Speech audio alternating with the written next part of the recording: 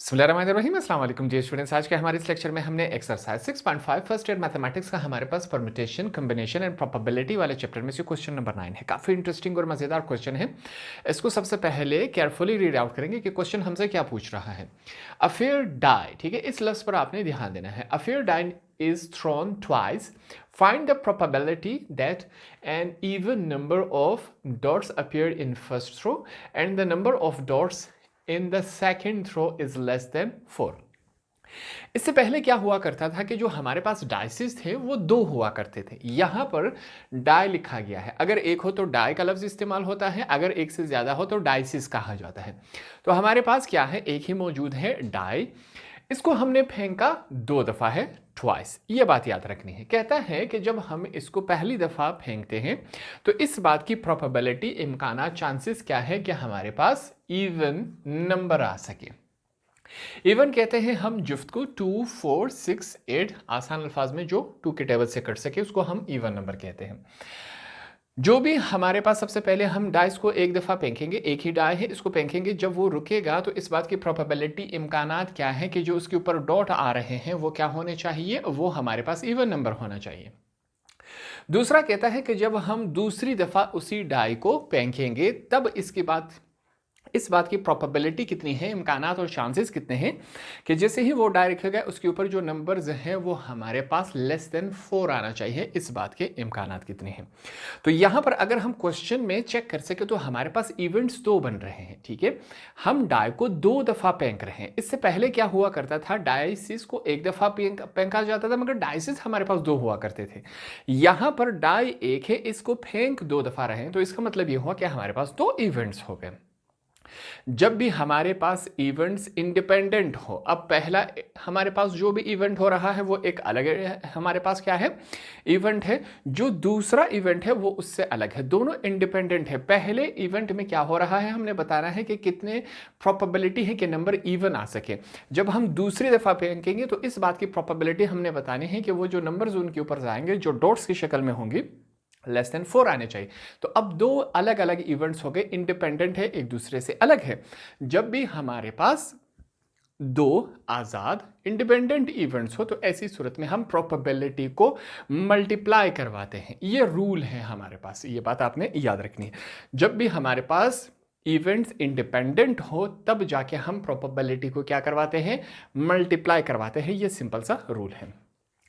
अब यहां पर क्वेश्चन सबसे पहले हम स्टार्ट कर लेते हैं। सबसे पहले हमने कहा कि हमारे पास डाई तो एक है मगर इसको दो दफा फेंका गया है, तो दैट मीन्स हमारे पास नंबर फिर से दो ही आएंगे। वही सिंपल सा आसान सा हल है। हम क्या कहेंगे कि जब भी डाइसिस को फेंका जाएगा तो पॉसिबल रिजल्ट्स ये आ सकते हैं, इसके अलावा कोई रिजल्ट आ ही नहीं सकता। तो सबसे पहले हम क्या करेंगे, वो रिजल्ट्स लिखेंगे, फिर उन रिजल्ट्स में से हमने जो दो इवेंट्स हुए हैं वो निकालने हैं। सबसे पहले हमने ये बताना है कि जब भी डाइसिस को जो हमारे पास एक है दो दफा फेंका जाएगा तो ये पॉसिबल रिजल्ट आएंगे, इसके अलावा कोई रिजल्ट नहीं आ सकता। फिर उस रिजल्ट में हमने दो इवेंट्स को निकालना है। ये काम हमने सबसे पहले करना है। डाई एक है, दो दफा फेंका जा रहा है, इसी वजह से नंबर भी दो आ रहे हैं, ठीक है। उसी तरह हम 1 और 1, 1 2 ये मुकम्मल हम लिखेंगे, 1 3 के साथ, 1 4 के साथ, 1 5 के साथ, ठीक। हमारे पास 1 6 के साथ, सॉरी 1 हो गया, कंप्लीट हो गया 6 तक।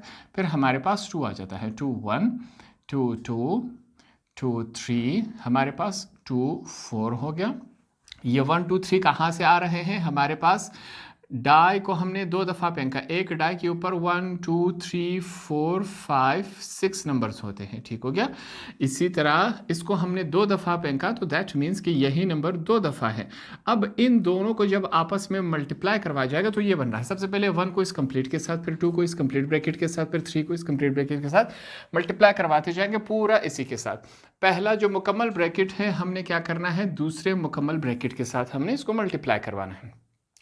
तो 2 5 हो गया, 2 6 हो गया। इसके बाद हमने 3 का बताना है, 3 1 3 2 3 3 हो गया, 3 4 हो गया हमारे पास, 3 5 हो गया, 3 6 हो गया, 3 7 और 3 6 तक ही है हमारे पास। इसको क्लियर कर ले। इसके बाद हमारे पास 4 1 फिर हमारे पास 4 2 है, 4 अब शुरू हो गया है, 4 3 हो गया। हमारे पास नेक्स्ट क्या है, 4 4 के साथ 4 5। ये जो हम लिख रहे हैं ये हमारे पास असल में वो रिजल्ट्स है जब एक डाइस को 2 दफ़ा फेंका जाएगा तो ये ही रिजल्ट आ सकते हैं, इसके अलावा कोई और फिगर नंबर हमारे पास नहीं आ सकता। ये वो फिगर्स हम लिख रहे हैं, ठीक हो गया। 5 1 हो गया, 5 2 हो गया, 5 3 हो गया, 5 4 हो गया, हमारे पास 5 5 हो गया, यहाँ पर 5 6। अब लास्ट में हमारे पास 6 है, 6 1 6 2, ये हमारे पास 6 3। इनको अब हमने क्या करना है, काउंट आउट करना है, ठीक है। हमारे पास असल में ये 36 ही बनने चाहिए, तो इसको हम काउंट आउट करेंगे कि क्या ये हमारे पास 36 है कि नहीं। इसको काउंट आउट करते हैं। 1 2 3 4 5 6 7 8 9 10 11 12 13 14 15 16 17 18 19 20 21 22 23 24 25 26 27 28 29 30 32 33 34 35 36। तो टोटल हमारे पास क्या बन रहे हैं, n से मुराद होता है टोटल नंबर, किसके, सिंपल सैंपल के। टोटल रिजल्ट जो हमारे पास है वो 36 है। जब भी हम एक डाइस को 2 दफ़ा फेंकेंगे तो इनके ऊपर जो ऊपर डॉट की शक्ल में जो नंबर आएंगे वो इनके अलावा कोई और नंबर नहीं आ सकता। सबसे पहले हमें ये लिखना होगा, ठीक है, क्योंकि हम बताएंगे कि इसके अलावा कोई रिजल्ट नहीं आ सकता। अब हम चलेंगे क्वेश्चन की तरफ। क्वेश्चन में सबसे पहले हम क्या लिख लेते हैं, मैं लिख लेता हूं, let A be the event, let A be the event that the sum of dots that the sum of dots is even। ठीक हो गया, ये पहला इवेंट हो गया। And B be the event, ये बात हम लिखेंगे, let B be the event that the sum of dots is less than 4। ये हमारे पास less than 4 ये क्वेश्चन में ये बात हमें बताई गई है। यहाँ पर हमने कहा 2 ही इवेंट्स हो रहे हैं, क्योंकि एक डाइस को हमने 2 दफ़ा फेंका तो 2 ही इवेंट्स हमारे पास हो गए। पहले इवेंट में हम ये बता रहे हैं कि जो पहला इवेंट है इसमें हमने क्या बात बताई, यहाँ पर हमने बताया कि जो पहला इवेंट है, हमने कहा कि जो पहला इवेंट है इसमें जो भी डॉट्स रुकेंगे इनको जब आपस में ऐड करवाया जाएगा, सम करवाया जाएगा, तो वो इवन नंबर बनना चाहिए। इवन नंबर्स मतलब जो 2 4 6 8 10 12 जो 2 के टेबल से कैंसिल हो सकता है। अब हम क्या करेंगे, यहाँ में से तमाम इवन नंबर्स हमने अलग कर लेने हैं, ठीक है, जिनको ऐड करने से वो इवन नंबर बनते हैं। जैसे कि 1 और 1 हमारे पास क्या बनता है, 2 इवन नंबर है। 1 और 2 3 बनता है, इसको हम चूज नहीं कर सकते जो कि ऑड नंबर है। 1 और 3 हमारे पास 4 बनता है, ये करेक्ट है। 1 और 4 5 बनता है, ऑड नंबर। 1 और 5 हमारे पास क्या बन रहा है, इवन नंबर। 1 और 5 6 बनता है जो कि हमारे पास क्या है, इवन नंबर है, इसको हम चूज करेंगे। इसी तरह हम आगे चलेंगे। 1 और 6 7 बनता है, 2 और 1 3 बनता है, 2 और 2 को हम चूज करेंगे, 2 और 3 को चूज नहीं करेंगे।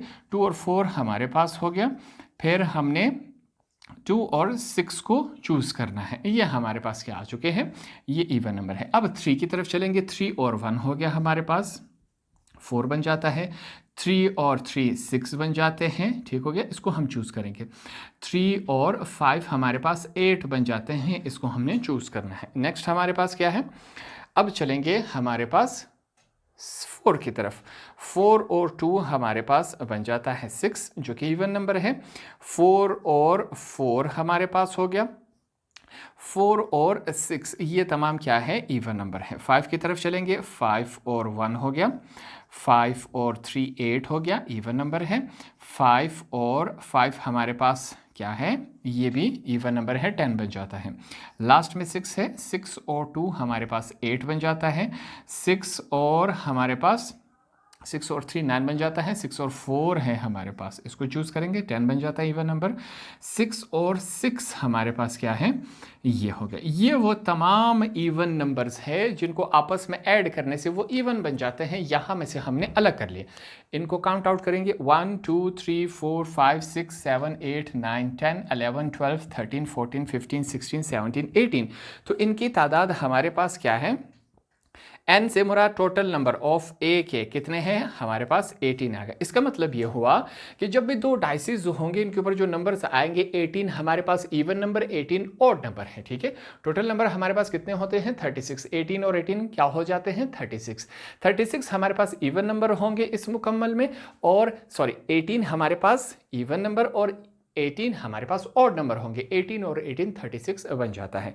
ये बात हमने समझ ली, ठीक। ये पहला डेटा हमने इसमें से निकाल लिया। अब सेकंड इवेंट के भी हम यहाँ पर लिख लेते हैं। हमारे पास जो सेकंड इवेंट है इसको हमने बी का नाम दिया था। सेकंड इवेंट में हम वो नंबर्स अलग कर लेंगे जो क्वेश्चन में हमसे कहा गया था कि जिनको डॉट्स को अगर हम आपस में कर लें तो वो हमारे पास लेस देन 4 बनने चाहिए। तो अब जो हमारे पास ये पूरा रिजल्ट है इनमें से ये डेटा हम बाहर निकाल लेते हैं। हमारे पास ऐसे कौन से पॉसिबल नंबर्स हैं जिनको आपस में ऐड करने से वो लेस देन 4 बने। ये बात याद रखनी है, लेस देन 4 की बात नहीं की गई है। जैसे कि यहां पर इसको देख ले 1 और 3 हमारे पास क्या बन रहा है 4, तो इसको हम चूज नहीं कर सकते, लेस देन 4 को हम चूज करेंगे। ऐसे नंबर वो हमारे पास क्या है 1 और 1 हो गए 2 है। इसी तरह हमारे पास 1 और 2 है, ये 3 हो गए। 1 और 3 हमारे पास 4 बनता है, यहां पर लेस देन 4, लेस देन 4 4 से छोटा, 4 की बात नहीं की गई। इसी तरह हमारे पास ये नहीं है, और यहां पर एक ये नंबर भी है 2 और 1, ये नंबर बन सकता है। इसके अलावा इस पूरे में 2 और 2 4 बनता है, हमें लेस देन 4 चाहिए। कोई ऐसा नंबर नहीं है जो हमारे पास सेकंड वाले इवेंट बी वाले इवेंट को सेटिस्फाई कर रहा हो। तो यहां पर हम लिख लेते हैं कि हमारे पास an total number of B वाले इवेंट्स कितने हैं 1 2 3, इनकी तादाद 3 है हमारे पास। ये हमने यहां पर लिख लिया। हमने क्या कहा था कि जब भी हमारे पास दो इंडिपेंडेंट इवेंट्स हो ऐसी सूरत हाल में जो प्रोबेबिलिटी होगी इनको हम आपस में मल्टीप्लाई करवा लेंगे। यही बात अब यहां पर हम लिख लेते हैं।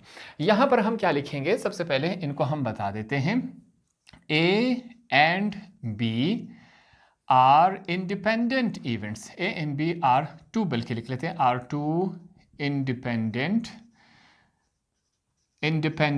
इवेंट्स। वी नो दैट जब ये दो होंगे तो ऐसी सूरत हाल में हमें क्या करना चाहिए, मैं लिखूंगा वी नो दैट। ऐसी सूरत हाल में हमने कहा कि P लिखेंगे probability of A intersection B. A और बी दोनों हमारे पास इसमें मौजूद है कि नहीं, ए और बी को हमने कॉमन चूज किया, यह बात ठीक होगी। यहां से हमने कॉमन उठा लिया था इनको। अब यहां पर ए इंटरसेक्शन बी हमारे पास क्या है, प्रोबेबिलिटी ऑफ ए। हमने कहा क्या होगा मल्टीप्लाई, मल्टीप्लाई का साइन भी लगा सकते हैं, डॉट का साइन भी लगा सकते हैं। इसी तरह हमारे पास पहला इवेंट मल्टीप्लाई हो रहा है दूसरे इवेंट के साथ, ठीक है। ऊपर हमने यही बात लिखी गई थी। अब यहां पर हम क्या करेंगे, जो हमारे पास ए इंटरसेक्शन बी पहले इसको लिख लेते हैं। अब क्या करेंगे, पी को जो प्रोबेबिलिटी है इसको एन से तब्दील कर लेते हैं। एन ये वाला एन जो टोटल नंबर, ठीक है, इसको डिफाइन कर रहा है। टोटल नंबर ऑफ ए, इसके नीचे टोटल नंबर ए हमने जो निकाला था, ये हमने कहां से निकाला था, यहां से। टोटल नंबर ऑफ एन से हमने ये डेटा निकाला कि नहीं, इस वजह से जो एन होगा वो इसके साथ हम लाजमी लिखेंगे। इसकी जगह हम क्या लिखेंगे, n total number of B, इसी के साथ ये टोटल नंबर जो सिंपल सैंपल है इसका रेफरेंस हम लाजमी देंगे। अब हर एक की जगह अपनी अपनी वैल्यूज पुट कर लेते हैं। हमारे पास ये कुछ इस कंडीशन में है, ए की वैल्यू हमारे पास क्या है, यहाँ पर 18 है, ए की जगह हमने 18 लिखा। एस टोटल नंबर सिंपल हमारे पास क्या है 36 है, हमने यहाँ पर निकाला था। डॉट मल्टीप्लाई है, ठीक है। बी हमारे पास क्या है 3 है। हमारे पास एस टोटल नंबर कितने हैं 36 है। ये कुछ इस कंडीशन में आ चुका है। यहाँ पर देखें इनको कैंसिलेशन करवा लेते हैं। जैसे कि हमारे पास 18 1 जार 18, 18 2 जार 36, ये हो गया। 3 1 जार 3, 3 1 जार 3, 3 2 जार 6, ये 12 आ जाता है। 3 12 जार 36 हमारे पास ये। ऊपर अगर हम चेक करें, ऊपर हमारे पास क्या है, थ्रू आउट 1 ही आ रहा है हमारे पास। हमने 1 मल्टीप्लाई बाय 1 हमारे पास 1 हो गया, डिवाइडेड बाय 12 मल्टीप्लाई बाय 2 हमारे पास 24 होता है। तो इस बात के इम्कानात, चांसेस, प्रोबेबिलिटी ये हैं कि जब भी हम एक डाइस को 2 दफ़ा रोल करेंगे, फेंकेंगे, तो हमारे पास पहला तो इवन नंबर आएगा, इसके ऊपर जो भी नंबर्स होंगे उनको आपस में ऐड करने से इवन नंबर, जुफ्त नंबर आना चाहिए। दूसरा हमने कहा था कि जब भी हमारे पास डाई को रोल आउट करेंगे 2 दफ़ा, इसके ऊपर जो भी नंबर आएंगे इनको अगर हम आपस में ऐड करें लेस देन 4 बनना चाहिए। इन दोनों बातों की प्रोबेबिलिटी और इम्कानात 1/24 है। यहाँ पर हमने सिंपल और आसान तरीके से इनको बता दिया। इस चैप्टर का और इस एक्सरसाइज का हमारे पास लास्ट क्वेश्चन है, क्वेश्चन नंबर 10। काफ़ी इंटरेस्टिंग और मज़ेदार क्वेश्चन दिया गया है। इसको सबसे पहले सीखते हैं और समझते हैं कि ये क्वेश्चन हमसे पूछ क्या रहा है। रीड आउट करेंगे। 3 missiles are fired at a target if the probability of hitting the targets are 0.5, 0.3 and 0.6 respectively and if the missiles are independently, ठीक है, फिर से what is the probability that all the missiles hit the target। हमारे पास कहता है 3 missiles fire किए गए हैं और वो जाके इस बात की प्रोबेबिलिटी, इम्कानात, चांसेस ये है कि वो जाके टारगेट को हिट करेंगे। क्या लिखा गया है? इफ, अगर, ठीक है। पहला जो रॉकेट है उसके 50% चांसेस है कि वो जाके टारगेट हिट करे मिसाइल्स का। दूसरा जो मिसाइल है उसके पास 30% चांसेस है कि वो जाके टारगेट को हिट करे। तीसरा जो हमारे पास मिसाइल है उसके पास 60% चांसेस है कि वो जाके हमारे पास टारगेट को हिट करे। क्वेश्चन में हमसे ये पूछा गया है कि अगर इन तीनों मिसाइलों को हम अलग अलग फायर कर सकें, ठीक है, ये यहाँ पर एक ही जगह फायर किए गए हैं। अगर हम इन तीनों मिसाइल्स को इंडिपेंडेंटली फायर करें, अलग अलग फायर करें, तब जाके इस बात के इम्कानात, प्रोबेबिलिटी, चांसेस कितने हैं कि वो जाके हमारे पास टारगेट को हिट कर सकें। हम ये बात सीख चुके हैं कि जब भी हमारे पास मैथमेटिक्स में इंडिपेंडेंट इवेंट्स की बात हो, अलग अलग इवेंट्स की बात हो, तो ऐसी सूरत में हम प्रोबेबिलिटी को मल्टीप्लाई करवाते हैं, ठीक है। यहाँ पर सिंपली 3 प्रोबेबिलिटीज़ हैं। हमने क्या करना है, इन तीनों प्रोबेबिलिटीज़ को आपस में सिंपली मल्टीप्लाई करवा देना है। यह हमारे पास हमारा आंसर आ जाएगा। ये सिंपल सा हमने काम करना है। ये बात क्लियर हो गई। हमारे पास सबसे पहले हम जो डेटा क्वेश्चन में दिया गया है इस डेटा को यहां पर लिख लेते हैं। यहां पर हमारे पास हम सबसे पहले लिख लेते हैं लेट, फर्ज करें let A B and C are 3 missiles. ये जो हमारे पास 3 मिसाइल्स थे इनको हमने क्या किया, इनको हमने अपना अपना नाम दिया। अब हमारे लिए आसानी होगी। 3 मिसाइल हमने कहा, पहले मिसाइल को हमने क्या नाम दिया, ए का, दूसरे को बी का, तीसरे को सी का हमने नाम दिया। ठीक हो गया। प्रोबेबिलिटी ऑफ ए ये हम लिख लेते हैं, हमारे पास इसको 0.5। हमारे पास प्रोबेबिलिटी ऑफ बी इसको हम ले लेते हैं 0.3 और प्रोबेबिलिटी ऑफ सी तीसरे मिसाइल का वो हमारे पास 0.6 है। हम यहाँ पर लिखेंगे वी नो दैट, ये बात हम जानते हैं कि जहाँ पर भी इवेंट्स क्या हो, इंडिपेंडेंटली हो, वहाँ पर क्या किया जाएगा, वहाँ पर जो हमारे पास प्रोबेबिलिटी है, ये जो 3 दिए गए हैं इनको आपस में हम मल्टीप्लाई करवाएंगे। क्या प्रोसेस है, हम लिखेंगे probability of A intersection B, B intersection C. Simple सा काम है हमारे पास। प्रोबेबिलिटी ऑफ ए मल्टीप्लाई हो रहा है, डॉट का मतलब है multiply, probability of B dot multiply by probability of C. ये सिंपल सा आसान सा क्वेश्चन है। हम इनकी जगह इनकी वैल्यूज पुट कर लेते हैं। ए की वैल्यू हमारे पास क्या है 0.5 मल्टीप्लाई हो रहा है, बी की वैल्यू क्या है 0.3 मल्टीप्लाई हो रहा है, सी की वैल्यू क्या है 0.6 हो गया। इन तीनों को अगर हम आपस में मल्टीप्लाई करवा लें, हमारे पास 0.5 मल्टीप्लाई बाय 0.3 मल्टीप्लाई बाय 0.6, तो ये हमारे पास 0.09 बनता है इन तीनों को आपस में मल्टीप्लाई करवाने से। तो दैट मीन्स हमारे पास 9%, अगर इसको परसेंटेज में आपके आसानी के लिए, दिलचस्पी के लिए मैं बता रहा हूँ, तो दैट मीन्स कि हमारे पास तीनों मिसाइलों को अगर अलग अलग फायर किया जाए तो इसकी प्रोबेबिलिटी, चांसेस, इम्कानात उस टारगेट को हिट करने के 9% है। ये हमने यहाँ पर सिंपल और आसान से तरीके में इनको बता दिया। तो इस क्वेश्चन के साथ हमने ये वाला एक्सरसाइज और ये वाला चैप्टर 6 भी यहाँ पर कंप्लीट कर लिया। होप आपको ये वाला क्वेश्चन भी आसानी से समझ आ गया होगा।